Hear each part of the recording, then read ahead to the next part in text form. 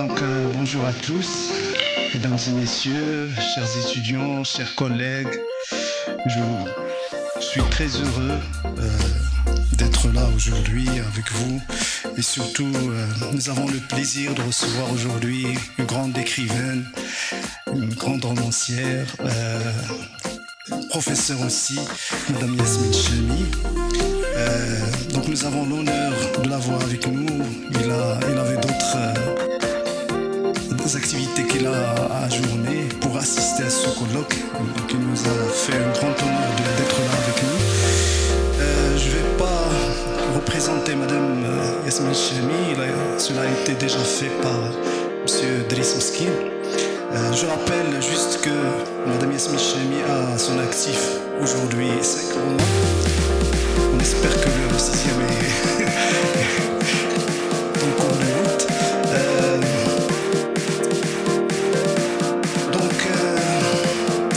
Pour relancer justement le débat avec Mme Yasmine Chami, je vais lui poser quelques questions et je lui laisserai la parole ensuite pour développer. Alors la première question peut-être, c'est le rapport entre l'anthropologie, sa formation initiale je crois, et la littérature. On voit très bien que cette relation, par exemple quand on lit le dernier roman, Casablanca Circus, c'est justement un roman qui met en scène une historienne mais aussi une anthropologue, ethnologue qui va au bidonville pour faire son enquête et pour écrire un roman qui, je crois, le roman écrit par le personnage, c'est le roman aussi, Casablanca Circus. Qu'est-ce que vous pensez de cela, Madame Michel? Alors d'abord, j'espère que vous m'entendez. Oui. Je voudrais vous dire à quel point, d'abord, je suis plus qu'honorée et touchée d'avoir l'occasion de participer à ce colloque, qui est pour moi un immense honneur, parce que j'ai choisi d'écrire à partir du Maroc et sur le Maroc, parce qu'il me semble que le propre d'un travail d'écriture intègre, s'ancre dans ce que j'ai envie d'appeler une terre-mère qui est à la fois langage et territoire. Et le paradoxe bien sûr de ce travail d'écriture, c'est que le langage dans lequel s'ancre ce travail, c'est la langue française, alors même que la terre-mère, c'est le Maroc. C'est évidemment quelque chose que je dois aborder avant de répondre à votre question, parce que ça dit quelque chose évidemment de mon histoire personnelle et de l'histoire de mon pays. Mon histoire est traversée par l'effraction coloniale. Je suis moi-même le produit de cette effraction, d'abord sur le plan généalogique, puisque j'ai une grand-mère française et en même temps un père fassi et un grand-père algérien. Donc j'ai 3 guerres en moi, ça fait beaucoup. Et je crois que c'est à partir de là que j'écris. Et en même temps, cette langue, elle est à la fois maternelle, puisqu'elle est grand-maternelle, et elle est à la fois, évidemment, le fameux butin de guerre dont parlait Kassab Yassine. Et en même temps, je ne peux pas ne pas vous parler de mon rapport à la langue arabe, qui est une langue pour moi profondément affective. C'est-à-dire que la montée des émotions se fait en arabe et leur traduction en français m'offre l'espace indispensable à la création littéraire. Donc voilà pour ça. Sur la question de l'anthropologie et des rapports entre l'anthropologie et la littérature, je crois que les Européens ont inventé l'anthropologie. Vous le savez, l'anthropologie, elle est contemporaine de la construction des empires coloniaux, et on ne peut pas penser en fait l'écriture anthropologique sans penser l'épopée coloniale européenne, impériale en fait et impérialiste. Et en réalité, j'ai toujours été très frappée de la propension des puissances occidentales à ériger en savoir scientifique ce qui pouvait apparaître comme en fait des récits de légitimation d'entreprises en fait d'appropriation et de dépossession des autres. Et cette approche a été confirmée par mon travail d'anthropologue, c'est-à-dire qu'au fond, la mise en récit des existences et des modalités en fait d'existence d'autres peuples sur d'autres terres a d'abord servi le projet colonial. Et donc nous ne devons pas être dupes non plus de la scientificité de ce rapport en fait au territoire et aux humains qui les peuplent.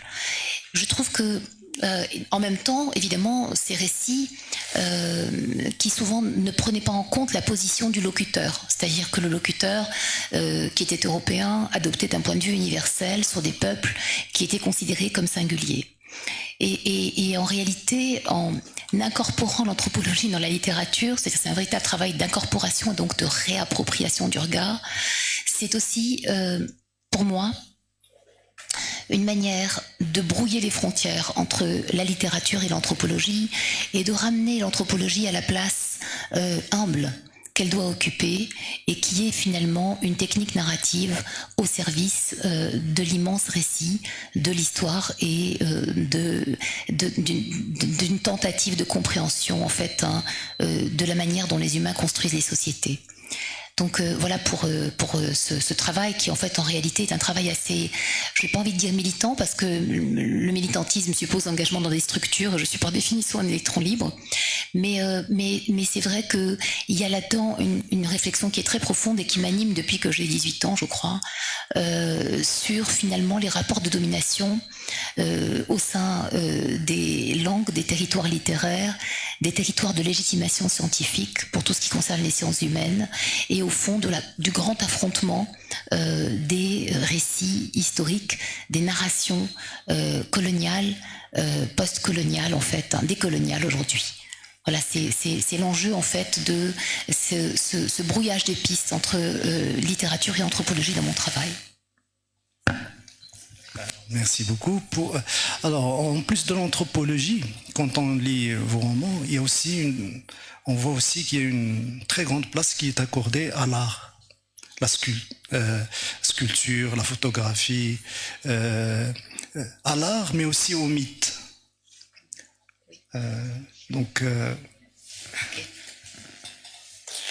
Alors, sur la question des mythes, effectivement, dans Médée Chéri, mais dans sa chair aussi, évidemment, le personnage de Smaïl est une sorte de prolongation de celui de Jason, l'homme des fées par Médée, le roi des fées par Médée.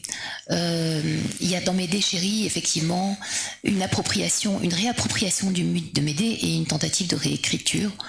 Je ne sais pas si elle est très aboutie, mais en tout cas, le principe, c'était, au départ, c'est parti d'une réflexion double.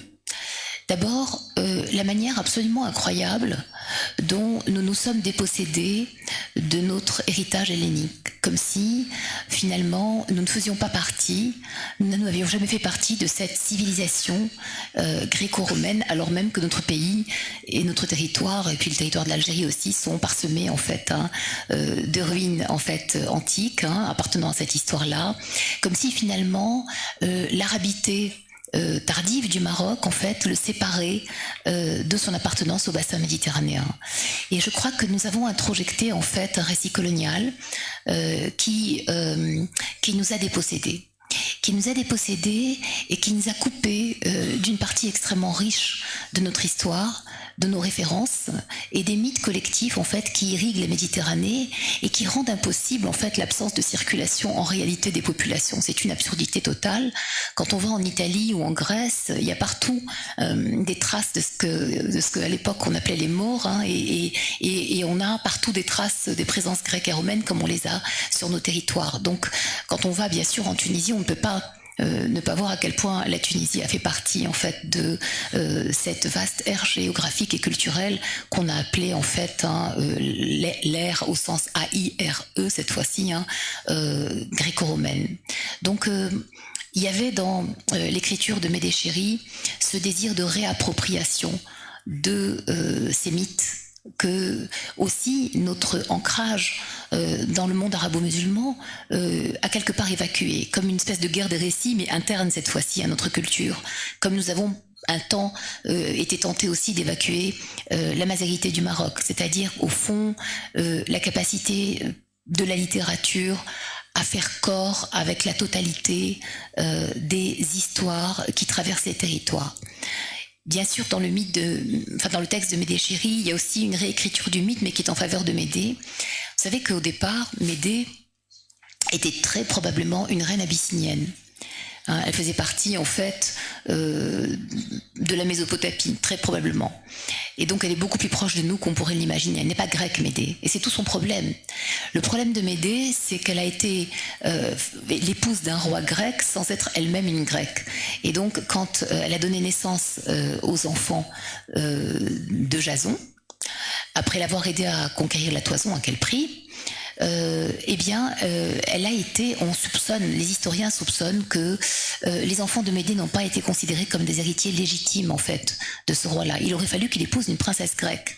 Et une des versions de ce mythe, très ancien, c'est que Médée a mis ses enfants dans le temple, espérant les protéger de la furie de la population qui voulait en fait les assassiner pour qu'ils ne deviennent jamais rois, étant les enfants d'une reine mésopotamienne.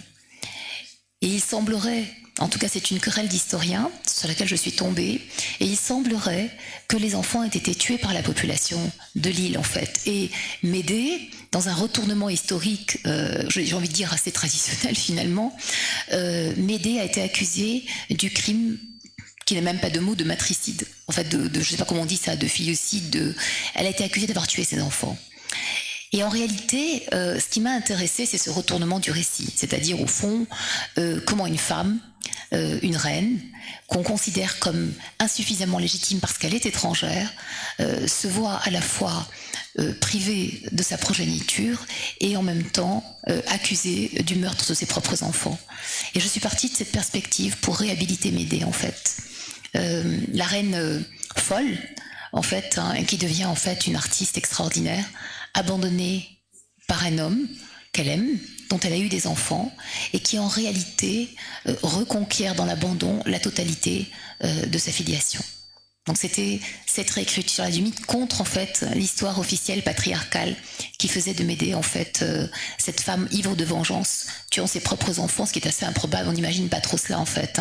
Une femme ivre de vengeance tuant ses propres enfants pour punir l'homme qui l'a abandonnée. On peut imaginer qu'elle tue l'homme, mais honnêtement quand on est une femme et une mère, imaginer qu'on tue ses enfants pour se venger d'un homme, ça semble assez improbable.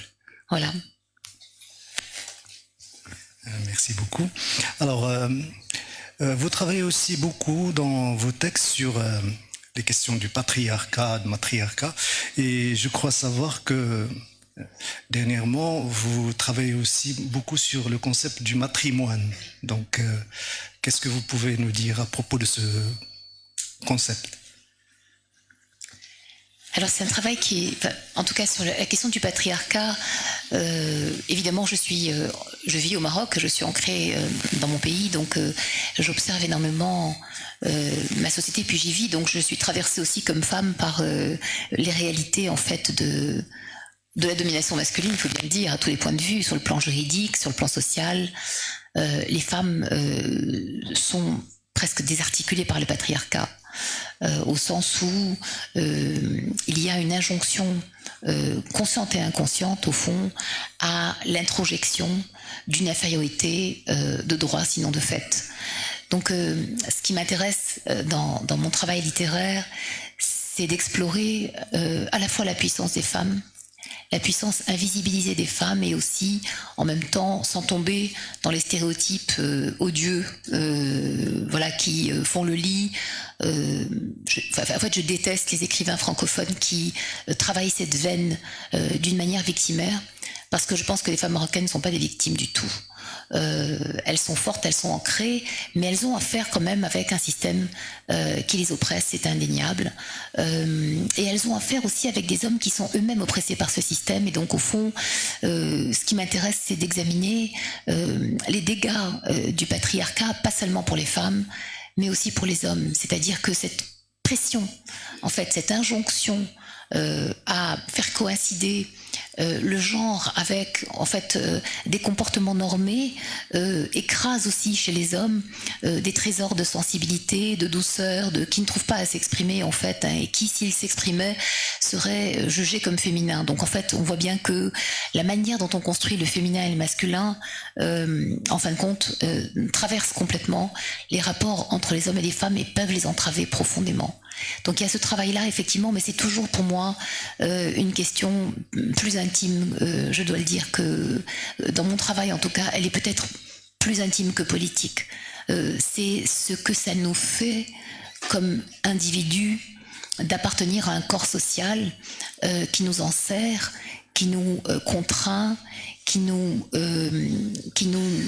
quelque part nous informe au sens de nous donner forme en fait, hein, et qu'est-ce que ça coûte de se sculpter soi-même finalement comme m'aider dans un geste libérateur, de s'extraire de cette gangue de la forme imposée pour oser le chemin de la transformation au sens où de l'information de soi finalement, ce que coûte ce voyage-là, ce que coûte ce travail-là, et au fond comment on peut le mettre en place. Je crois que c'est un petit peu ça, mon regard sur le patriarcat en tout cas, et sur la manière que nous avons de nous en extraire. Et il faut beaucoup d'habileté, beaucoup d'intelligence. On voit bien, par exemple, dans Casablanca Circus, le personnage de May, quand elle rencontre cette jeune femme qui est mère célibataire dans le bidonville, la délicatesse avec laquelle elle l'extrait en fait de la marginalité pour la remettre dans un centre, pour lui permettre en fait d'exister dans la société, elle et sa fille, c'est à l'opposé des politiques publiques de développement en fait qui vont écraser les bidonvilles qui sont des espaces de précarité et de vulnérabilité absolue. Et on voit bien qu'il y a deux modèles qui s'affrontent. C'est d'un côté les politiques étatiques dirigées aussi par les injonctions de la Banque mondiale, du Fonds monétaire international, qui imposent la gentrification des villes, qui imposent l'écrasement des populations vulnérables, qui nient le temps humain, en fait, le temps de la transformation lente, à la fois des êtres mais aussi des lignées et au fond et des villes. C'est parce que les villes ne sont que des extensions géographiques de l'humain finalement, et il faut jamais l'oublier. Une ville, ça n'est que un agglutinement d'êtres humains solidaires les uns des autres pour survivre. Qu'est-ce qu'on fait quand on casse des territoires, quand on casse des mémoires, quand on rase des espaces? De quoi s'agit-il en fait, hein, et comment la psyché collective en fait se remet ou ne se remet pas de ces écrasements? On a en Occident des exemples nombreux. Je veux dire, quand vous regardez les ghettos parisiens autour de Paris, c'est-à-dire la manière dont en fait se répartit l'espace entre la centralité et la périphérie marginale, ostracisée, il y a chez nous la tentation de reconduire en fait des politiques de développement urbain qui sont profondément des échecs sociaux, des échecs politiques, et au fond il y a une réflexion à mener sur ce que nous voulons devenir collectivement, ensemble ou pas, parce que il y a aussi cette modernité qui écrase les liens, qui écrase ce qui est finalement le ciment de notre société extrêmement vulnérable, mais au fond incroyablement solidaire. Cette rahma en fait, hein, c'est rahim, c'est l'utérus collectif, c'est la matrice collective qui nous irrigue tous et qui nous tient les uns aux autres. Qu'est-ce qu'elle devient dans cette injonction en fait à la modernisation effrénée, et sur quel mode cette modernisation doit-elle s'opérer?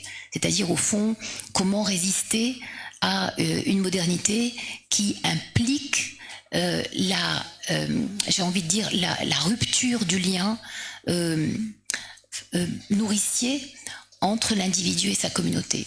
C'est peut-être un des enjeux les plus importants que vous aurez affronté, vous qui êtes jeunes. Nous, on a fait pas forcément le travail qu'on aurait dû faire, notre génération. Et ça vous laisse un lourd fardeau pour la suite, quoi. C'est-à-dire comment faire pour que la marginalité ne soit pas périphérique, mais que la marginalité soit au centre de nos préoccupations, et au centre de nos villes, et au centre de nos territoires, et au fond au centre des politiques publiques. Voilà, donc c'est un petit peu dans cet esprit, je pense que... et pour moi, le matrimoine, pour répondre à votre question sur le matrimoine, le travail que je fais sur le matrimoine, c'est dans le cadre plus vaste d'un travail entrepris par le professeur Achille Mbembe dans sa fondation pour la démocratie endogène en Afrique. Et on voit bien à quel point nous avons besoin d'endogénéiser les modèles, c'est-à-dire de les rendre nôtres, de nous les approprier en fait. Et je fais ce travail sur le concept de matrimoine. Et en fait l'idée, pas que j'en parle trop parce que c'est en cours d'écriture, mais c'est une réflexion sur un modèle politique alternatif qui partirait de cette relation absolue du soin qui est à l'origine des pratiques féminines. Mais quand je dis féminine, ça ne veut pas dire uniquement les femmes. Hein. Il y a de la féminité chez les hommes, il y a de la masculinité chez certaines femmes.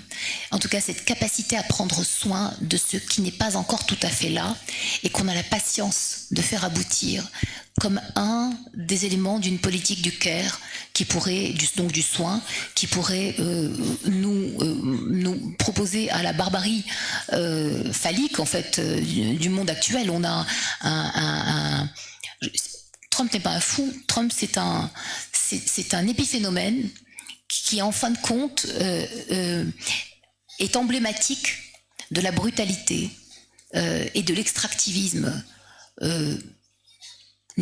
nécrophage, j'ai envie de dire, hein, de la nécropolitique de ce système d'extraction libérale des richesses qui suppose l'écrasement des terres, l'écrasement des peuples, l'écrasement des plantes, l'écrasement des animaux, l'écrasement des écosystèmes, et dont nous voyons bien que nous touchons les limites.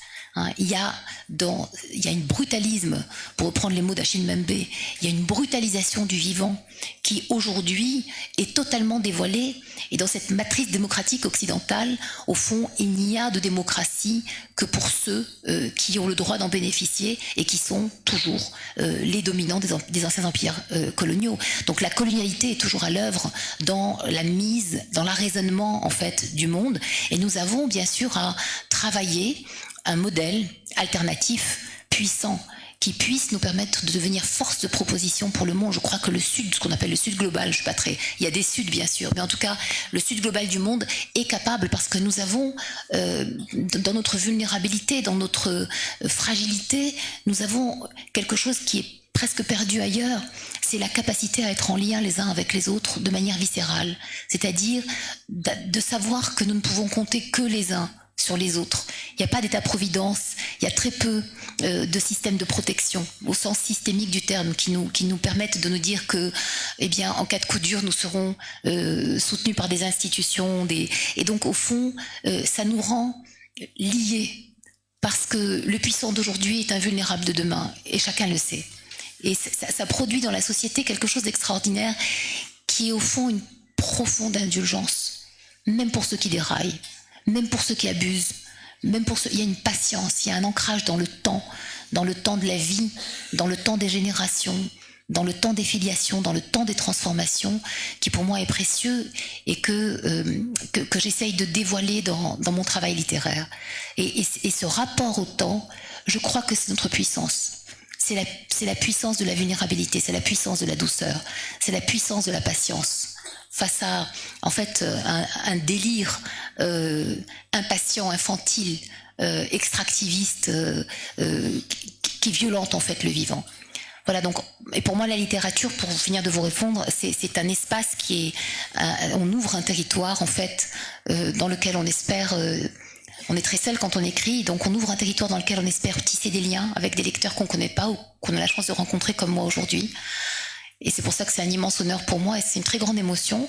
Mais et on essaye de faire que cette complexité, en fait, cette complexité des représentations et des liens se déplie aussi pour des lecteurs, pour qu'elles vivent, pour créer un autre territoire de vie, en fait.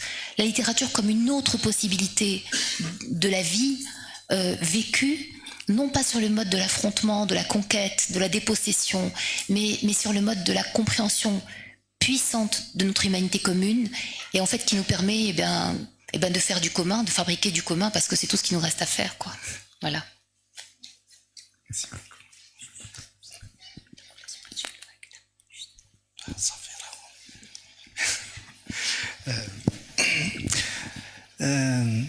Nous avons là devant nous un public composé en majorité d'étudiants qui se destinent à l'enseignement. Est-ce que vous avez un message à leur adresser?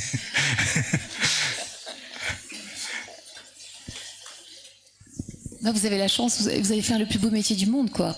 Il n'est pas simple dans ces conditions économiques. Il peut paraître moins gratifiant pécuniairement que d'autres métiers, mais la transmission et la transmission des humanités au sens puissant du terme, c'est-à-dire au fond des travaux, des mémoires, des territoires, des langues, de ce que c'est couvrir cet espace de réflexion commun pour les générations à venir.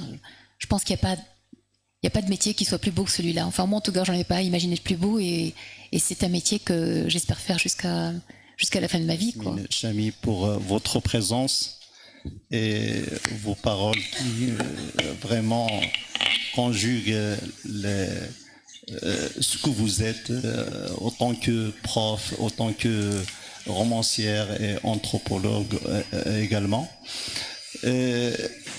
J'ai lu votre premier roman et j'ai travaillé également sur votre premier roman, Cérémonie, pendant un long moment pour publier le deuxième. Est-ce que vous pouvez justifier? Est-ce qu'il y a une justification à cela en 2017, n'est-ce pas? Le deuxième. Et c'est ça. Ma deuxième question, c'est que est-ce que vous, parce que vous avez double casquette, romancière et anthropologue, est-ce que vous mobilisez certains concepts anthropologiques dans vos récits ou dans vos romans, dans votre création? Et merci.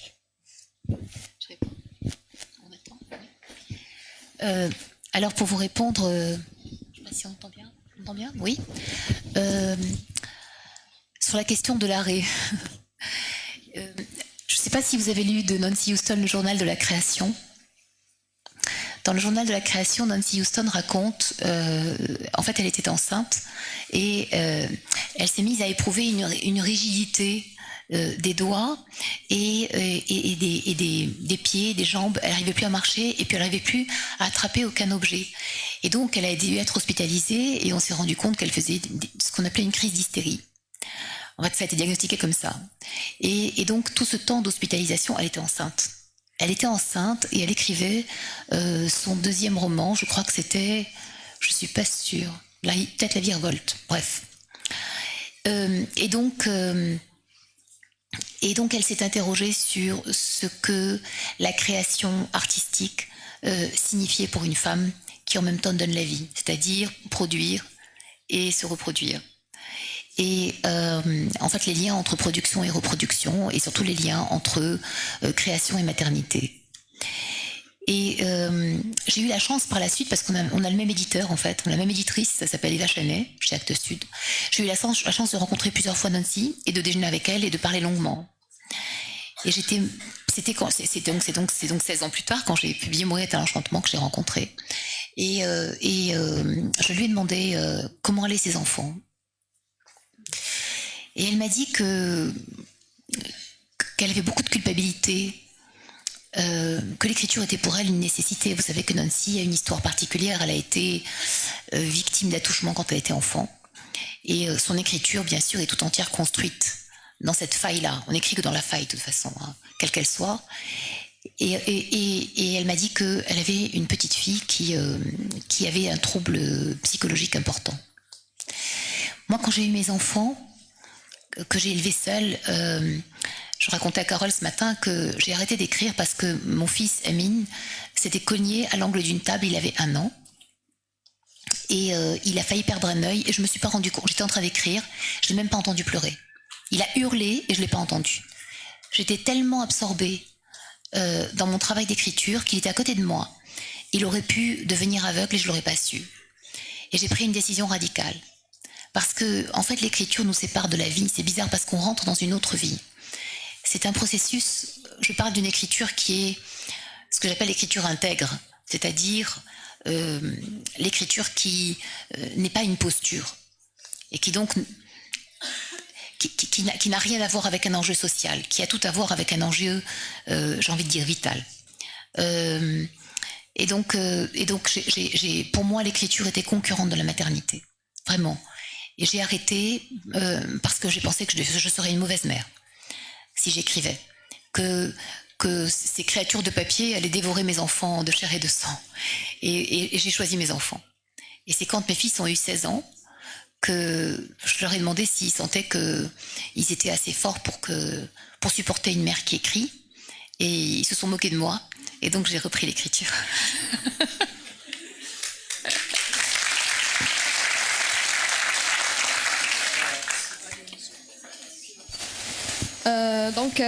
Bonjour à toutes et à tous. D'abord, je suis vraiment reconnaissante envers Madame Yasmine Chami pour ses réponses et sa communication aussi riche et stimulante, qui nous offre un regard à la fois scientifique et poétique sur des réalités souvent invisibles de la vie et de la société en général. Donc, ma question, Madame Chami, votre œuvre semble se situer clairement au carrefour de l'observation clinique et de la création littéraire. Donc, en tant qu'anthropologue et en même temps écrivaine, comment l'exploration des rites et des normes sociales, que l'on voit par exemple dans votre analyse de la société Casablanca ou Fassi, influence-t-elle votre esthétique de la fêlure plutôt? Autrement dit, considérez-vous que la fiction permet de rendre compte des vulnérabilités humaines ou des voix minorées d'une manière que la rigueur de l'anthropologie ou la science en général ne pourrait seule atteindre? Et merci. C'est une très bonne question. C'est une très bonne question parce que, effectivement, le fait de produire des textes littéraires m'a éloigné des textes anthropologiques. Il a fallu faire un choix.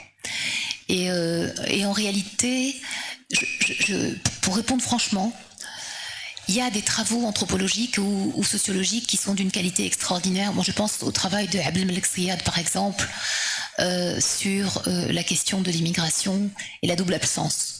J'ai eu la chance que Abdelmalek Sayad soit mon professeur un certain temps. En tout cas, il a accompagné mes travaux sur les femmes migrantes marocaines en France.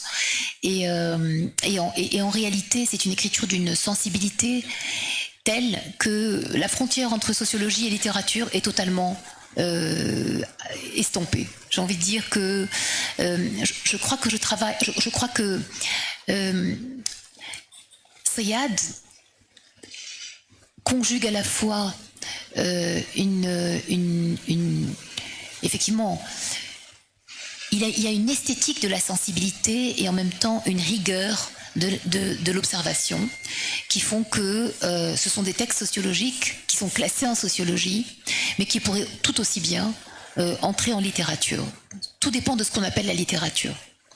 Donc, et pour moi, en tout cas, il est certain que la fiction déverrouille une difficulté que le travail en sciences humaines auquel le travail en sciences humaines m'a confronté, c'est-à-dire l'impossibilité de dire dans la forme académique disciplinaire de l'anthropologie, ou alors à moins de la réinventer, pourquoi pas d'ailleurs, j'ai pas osé, l'interaction entre l'anthropologue et son objet d'observation. Et en réalité, c'est l'idée d'un objet qui me rebute. C'est-à-dire l'idée qu'au fond, on serait en position de sujet face à un objet. C'est quelque chose qui m'a... dont au fond, j'ai très vite perçu les limites. Ce que permet la littérature, c'est en fait de faire émerger l'humanité des voix. Et au fond, de constituer tous les personnages en sujet. Il n'y a pas d'objet, en fait. Même quand May rentre dans le bidonville, elle rentre avec sa fragilité de ne pas en être.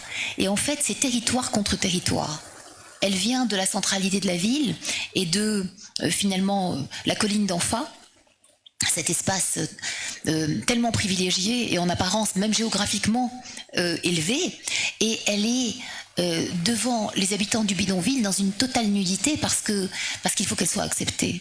Et c'est tous ces travaux, tous ces rituels d'acceptation, tout ce que ça suppose en fait, comme mise à nu de soi pour entrer en fait dans l'intimité du bidonville, qui permet la mise en relation de May avec les, et elle rencontre pas les habitants d'un bidonville, elle rencontre des personnes. Et c'était toute la différence pour moi entre la littérature et une certaine perception de l'anthropologie qui est d'ailleurs en train de sauter. Il y a beaucoup d'anthropologues aujourd'hui qui travaillent justement dans cet espace flou entre littérature, parce que ce sont toujours des récits en fait, hein.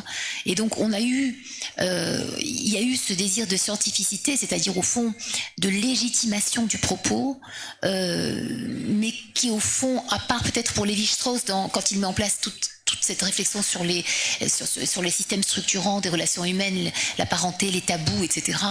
Mais à part cela, souvent, ce qu'on sent percer derrière les études sociologiques, c'est la position du sociologue.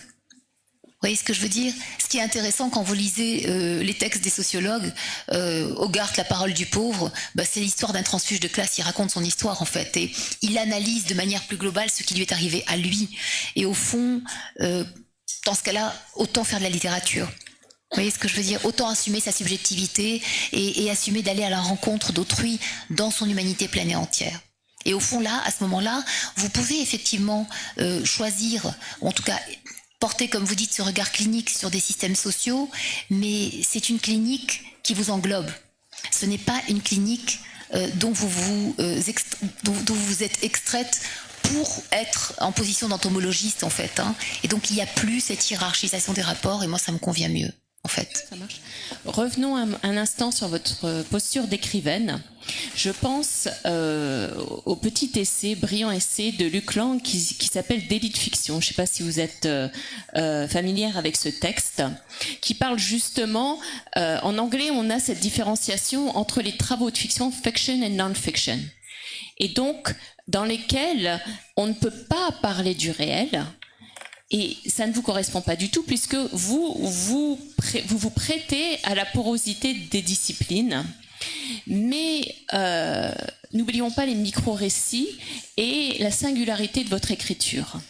Donc, au-delà de la sociologie, de l'anthropologie, de l'ethnologie, qui sont très très importants dans vos travaux, revenons sur l'écriture et sur la fiction. Est-ce que vous pouvez vous projeter, vous envisager justement dans cette optique de fiction, sur l'esthétique de l'écriture? Qu'est-ce que vous pouvez nous dire?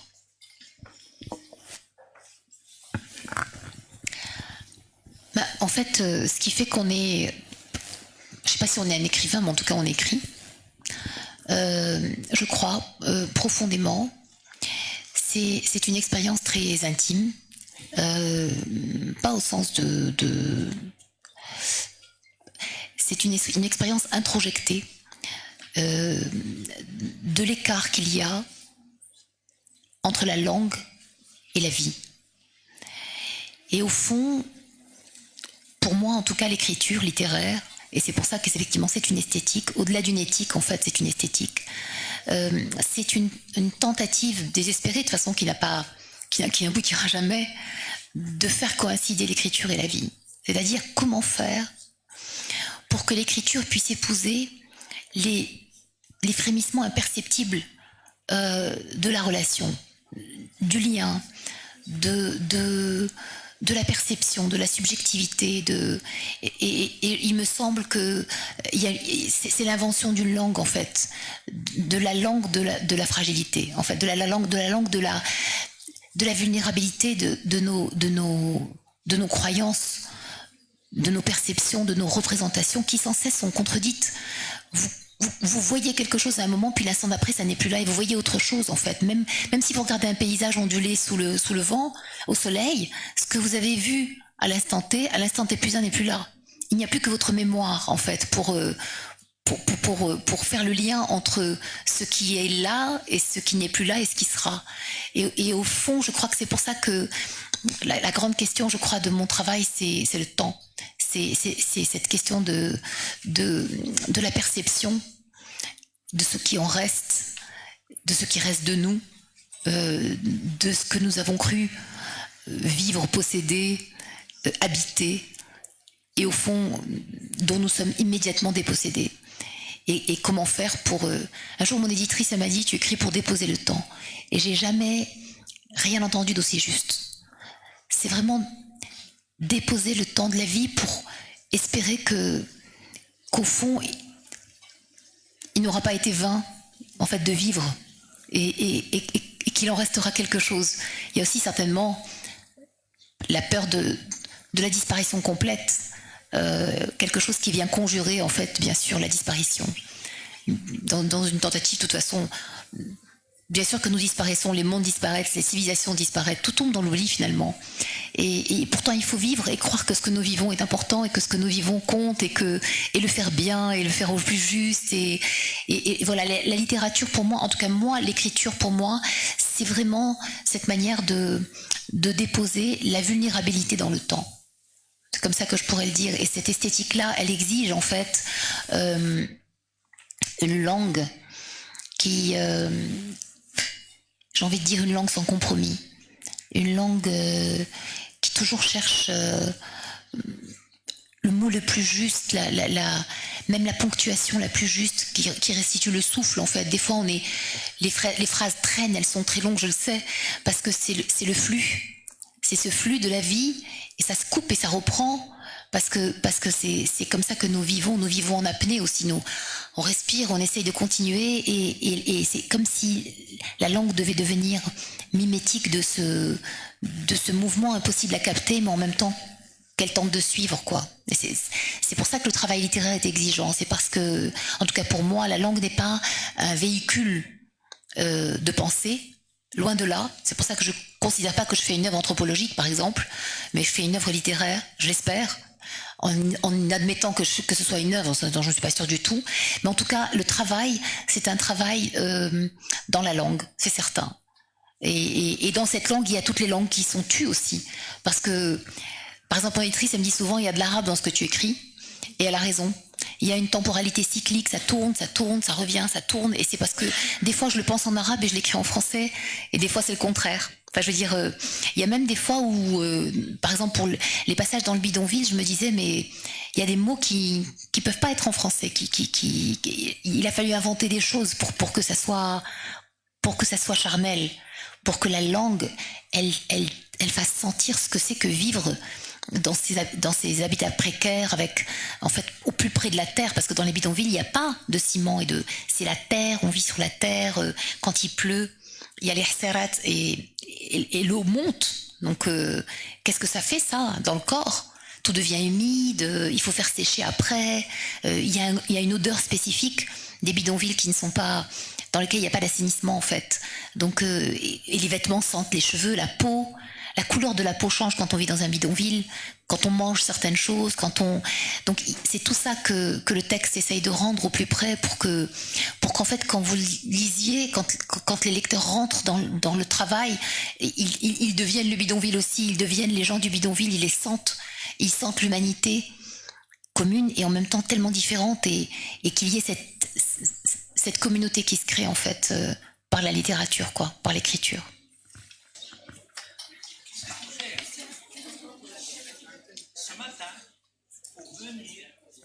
J'ai pris 4 taxis pour venir à l'heure. Malheureusement, je suis venu au bout de la présentation faite par Yasmine, mais je suis très très content parce que toutes ces futures enseignants, il y a parmi eux quelqu'un qui a formé des enseignants pendant une 50aine d'années, certainement. Il ne le perçoit pas, et c'est grâce à cet événement. Le temps, disait quelqu'un, c'est de l'argent sur le temps. Yasmine, dans ses 5 romans, essaie de capter le temps, soit dans les bidonvilles, soit dans la redistribution des logements des gens des héritiers, et elle lutte aussi contre la mort. Le titre Mourir est un enchantement, c'est un titre magnifique, mais mystérieux, et puis cérémonie sans S à la fin. La mémoire pour le temps, et puis l'attention portée au peuple, Yasmine, pour la mémoire, pour ne pas laisser passer le temps sans rien dire, elle se sert parfois, elle a recours à des photos. Je pense que c'est dans cérémonie ou dans Mouride et dans l'enchantement. Je voudrais savoir si c'est une astuce esthétique de l'écriture ou bien c'est pour combler les failles de la mémoire. Et ce que je viens d'apprendre pour la suspension de ton écriture à cause de Amine qui s'est poignée là, ça m'a touché énormément parce que enfanter, c'est écrire.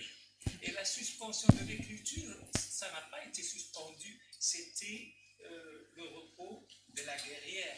Je vous remercie beaucoup d'être là, Yasmine. Je vous ai vu la dernière fois, c'était au Casa Circus. Déjà dans Casa Circus, ce circus-là, je ne sais pas pourquoi je pense à Chapuis, je pense à la fin du cirque, je pense à la tristesse, comme tous en bas. Le mot circus cache la grandeur de Casablanca. Je vous remercie d'être là et je remercie tout ce peuple d'enseignants et d'enseignantes. On voit beaucoup de gens qui n'ont pas de place et qui restent là. C'est dire que votre écriture vaut la peine d'être lue et entendue.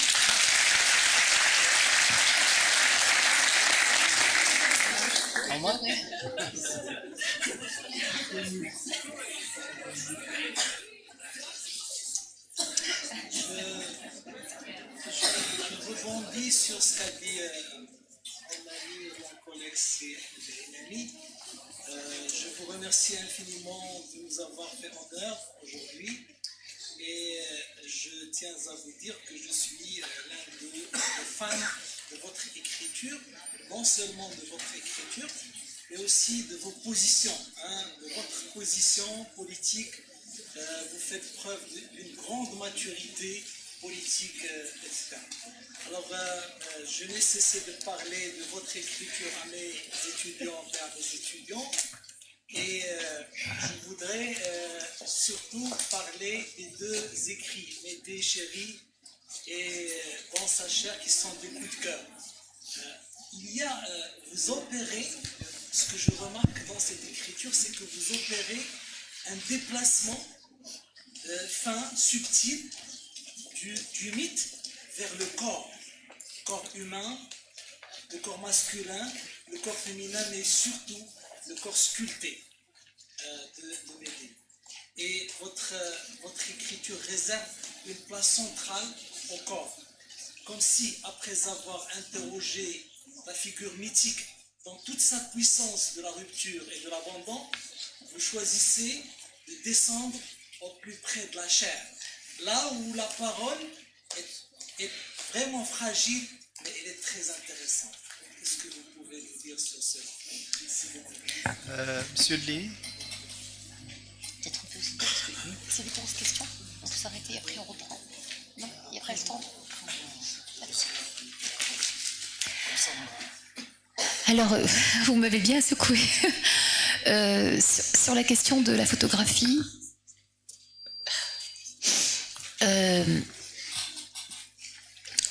en réalité, vous savez, les livres, ils ont une histoire, et l'histoire des livres, elle est forcément une histoire humaine. On n'écrit pas pour rien, et on écrit toujours un livre dans des circonstances données. Et j'ai écrit Mourir est un enchantement, c'était mon retour à l'écriture, et c'était un retour dans des circonstances particulières, où j'avais perdu mon grand-père maternel, qui était une figure centrale, et où ma grand-mère, qui était française, Marguerite, est restée seule sans lui. C'est un couple qui s'est énormément aimé. Et j'avais très peur pour elle. Et elle m'a dit, je vais disparaître, et tout ce que j'ai vécu avec papy aussi. Et je lui ai dit, non, ça ne va pas disparaître, et j'ai écrit Mourir est un enchantement, et elle a eu le temps de le lire avant de partir. Elle savait qu'elle allait partir. Et alors bon, ça c'est pour les circonstances d'écriture. Et puis en même temps, bien sûr, ça va au-delà. Mourir est un enchantement, c'est un texte qui en fait raconte un monde quasi disparu,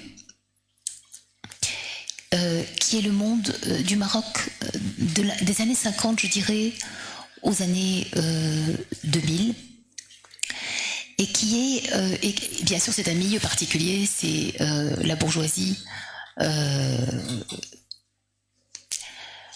j'ai envie de dire post-coloniale, juste après en fait la colonisation, dans la totalité de son raffinement, et dans un rapport à la culture française, européenne, assez paisible finalement, où un héritage s'ajoutait à un héritage. Où au fond, les tensions qui nous traversent aujourd'hui étaient encore assez absentes, hein, où les élites du Maroc faisaient coïncider sans culpabilité l'écoute de la musique arabo-andalouse, Kiltoum, et puis aussi bien Barry White ou Joe Cooker ou même Aznavour. C'était pas un problème. De même que, par exemple, je vous le dis en ayant conscience de peut-être heurter certains, mais c'est vrai, nous vivions dans un rapport à la foi et à l'appartenance religieuse extrêmement tolérant, ouvert, où au fond la question des interdits n'était pas posée avec la même virulence qu'aujourd'hui. C'est-à-dire c'était un espace social, en tout cas pour ces élites-là, beaucoup plus, je dirais pas serein, mais je crois c'était beaucoup plus ouvert, c'était beaucoup plus tolérant au fond. Hein. C'est-à-dire qu'il y avait une sorte d'aisance et donc d'élégance à vivre entre des mondes, avec des injonctions contradictoires, sans que ces injonctions-là produisent des tensions identitaires telles que celles qu'on observe aujourd'hui. J'ai voulu raconter ce temps-là. Et c'était un temps aussi où l'argent n'était pas au centre des représentations. C'est-à-dire, au fond, c'était... Et je vous parle vraiment, parce que dans le roman, dans Mourir est un enchantement, il n'y a que les élites, en fait. Hein, je veux dire, il n'y a aucun rapport avec le reste du Maroc. C'est vraiment un texte qui est comme une bulle, qui raconte une bulle, en fait, hein, à travers une partie de l'histoire familiale. Et ce monde-là autorisait, en fait, la juxtaposition des identités, sans tiraillement. Et ce qui m'interroge aujourd'hui profondément, c'est le moment de bascule. À quel moment le monde postcolonial est devenu tellement violent pour nous qu'il a fallu, ou en tout cas que nous nous sommes trouvés dans une équation tiraillée, où il fallait choisir et se définir dans une identité fixe. Qu'est-ce qui s'est passé, hein?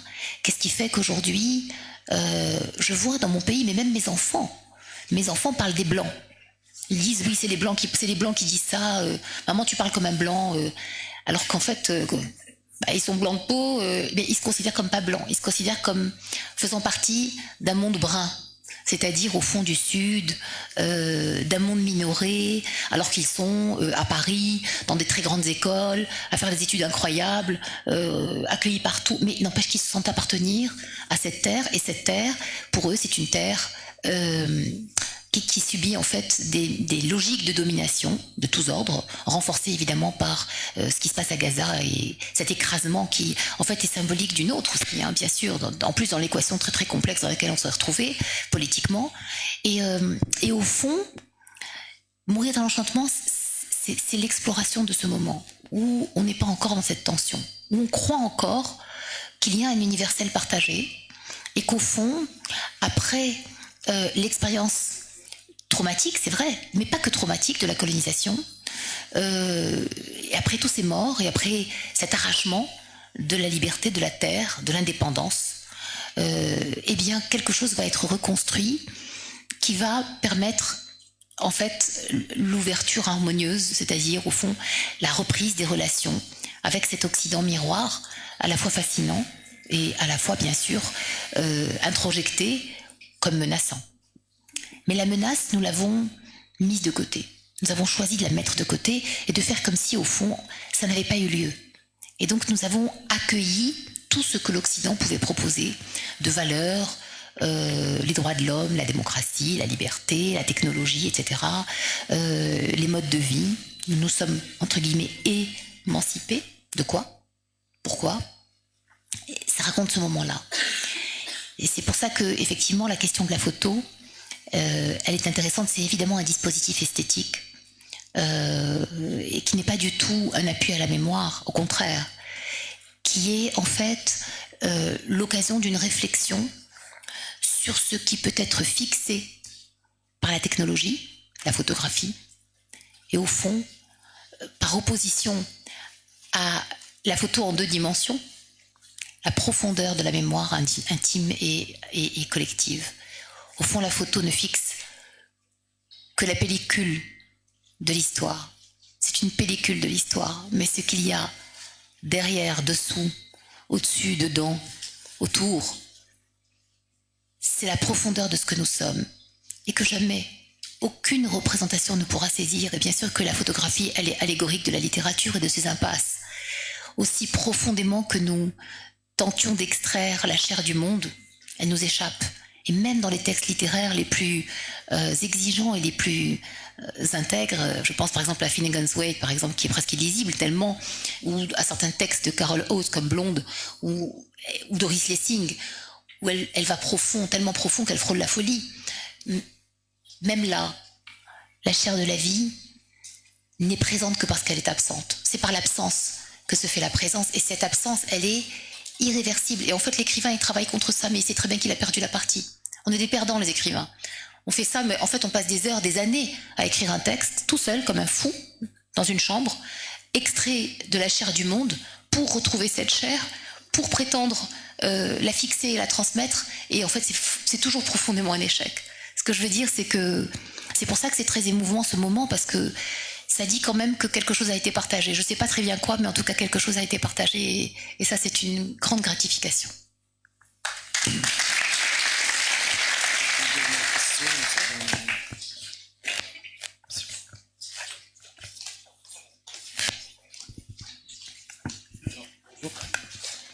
J'ai juste une petite question. Donc, j'ai lu 2 de vos romans, Mes déchéris et Mourir est un enchantement. Et il me semble que la peinture dans l'un et la photographie dans l'autre ne sont pas de simples motifs, mais agissent, enfin me semble-t-il, comme des dispositifs de visibilisation qui rendent visibles, semble-t-il, dans les 2 textes, des existences vulnérables. Je pense tout particulièrement à Sarah et à Médée. Donc ma question est la suivante. Est-ce qu'il s'agit ici de choix intentionnellement pensés, ou c'est moi qui force la lecture et qui surinterprète un peu le texte? Voilà. Je présenterai une présentation tout à l'heure dans ce sens. Merci. Je retrouve les angoisses de l'enseignant. Non, c'est pas une surinterprétation. En fait, à chaque fois que vous pensez surinterpréter, vous êtes évidemment dans une interprétation. Vous voyez ce que je veux dire? C'est que, enfin, à moins qu'on écrive, j'ai envie de dire n'importe comment, l'écriture, elle engage, en fait, elle engage celui qui écrit dans un processus de construction consciente et inconsciente. Tout n'est pas maîtrisé, évidemment. Mais évidemment que des artefacts aussi visibles que la sculpture ou la photographie sont profondément pensés. On voit bien que le travail de Médée est mimétique de celui de l'écrivain. Elle sculpte comme on écrit, et au fond, c'est presque un métalangage, quoi. Je veux dire, c'est-à-dire que c'est une mise en abîme du processus d'écriture. On voit bien que elle travaille la pierre, elle travaille les fils de fer, elle travaille exactement comme l'écrivain travaille dans la langue, et elle a les mains meurtries comme l'écrivain se meurtrit avec les mots. C'est-à-dire que ça résiste. Et en fait, dans l'écriture, il y a un travail de mise en forme. Mais les mots, le problème d'un mot, c'est qu'il est chargé de tous les sens que tous les humains qui ont parlé cette langue y ont mis. Et vous arrivez et vous voulez que ce mot, il soit transparent face à votre intention d'écriture. Déjà, votre intention, elle est opaque. savez, vous avez le sentiment que vous savez ce que vous voulez écrire, mais dès que vous commencez à l'écrire, c'est plus ça. Et donc l'écriture se dérobe, l'intention se dérobe au fur et à mesure que vous avancez, mais en plus, le mot, il vous appartient pas. Il a été manipulé des millions de fois, et il arrive chargé de stratification que vous conscientisez, et certaines sont inconscientes, et donc dès que vous le collez avec un autre mot, en fin de compte, le résultat n'est pas du tout celui que vous attendiez. Moi, je peux réécrire, par exemple, je vous assure, jusqu'à 20 fois une phrase. Passer 5 heures sur 3 phrases. C'est maniaque, en fait, c'est obsessionnel, mais je crois qu'il n'y a pas d'écrivain qui ne soit pas obsessionnel, c'est une maniaquerie. Mais c'est parce que... et puis parfois, ça coule, il y a 3 phrases d'un coup, mais celle-là, et je suis très étonnée de ça, c'est celles qui sont toujours citées. Et ces phrases-là qui arrivent, et où en fait, à force de travailler, et ça, c'est une expérience que j'ai faite, mais que c'est celle que j'attends quand j'écris, c'est travailler, travailler, travailler, et tout d'un coup, on devient un canal. C'est-à-dire que l'écriture se passe à travers vous, mais vous n'êtes pas responsable de ce que vous écrivez. C'est plus vous. C'est quelque chose qui est écrit en vous. Mais pour arriver à ça, il faut tellement travailler, et c'est franchement 3 phrases sur 30 pages. Et ce qui est incroyable, c'est que c'est toujours ces phrases-là qui sont citées. Ça veut dire que les lecteurs ne se trompent pas. Là où quelque chose est touché, qui touche l'inconscient collectif parce que vous le transportez et tout d'un coup il se libère, c'est là que les gens vous disent « Ah ça je l'ai lu, j'ai adoré ça, pourquoi tu as écrit ça ?» Et en fait je peux jamais répondre parce que c'est pas moi qui l'ai écrit, ça c'est écrit là. Ce moment-là, c'est juste le moment où j'ai arrêté d'être en fait où l'obsession s'est transformée en quelque chose de magique qui est de devenir un canal pour autre chose que soi. Vous voyez ce que je veux dire? Et donc la photographie et la sculpture, c'est aussi bien sûr une tentative de représenter cette opacité-là de la langue.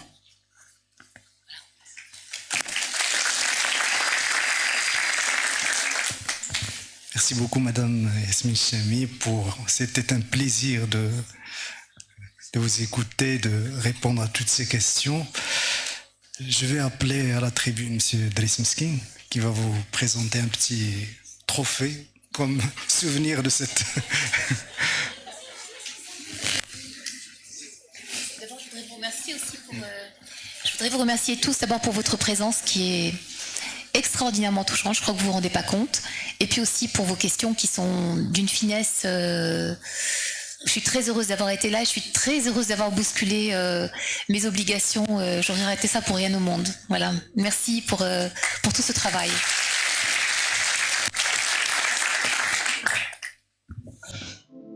Donc,